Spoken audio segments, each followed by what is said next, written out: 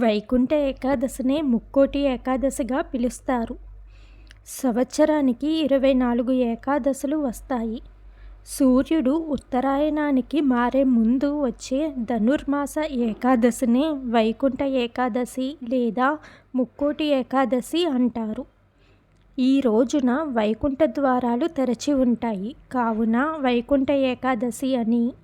వైష్ణవాలయాల్లో ఉత్తర ద్వారం దగ్గర భక్తులు వేచి ఉంటారు. మహావిష్ణువు గరుడ వాహనంపై 3 కోట్ల దేవతలతో భూలోకానికి దిగివచ్చి భక్తులకు దర్శనమిస్తాడు కనుక ముక్కోటి ఏకాదశిగా పిలుస్తారు. ఈ ఏకాదశి రోజే హలాహలం, అమృతం రెండూ పుట్టాయి.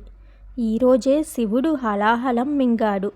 మహాభారత యుద్ధంలో భగవద్గీతను కృష్ణుడు అర్జునుడికి ఇదే రోజున ఉపదేశించాడని విశ్వాసం ఉంది.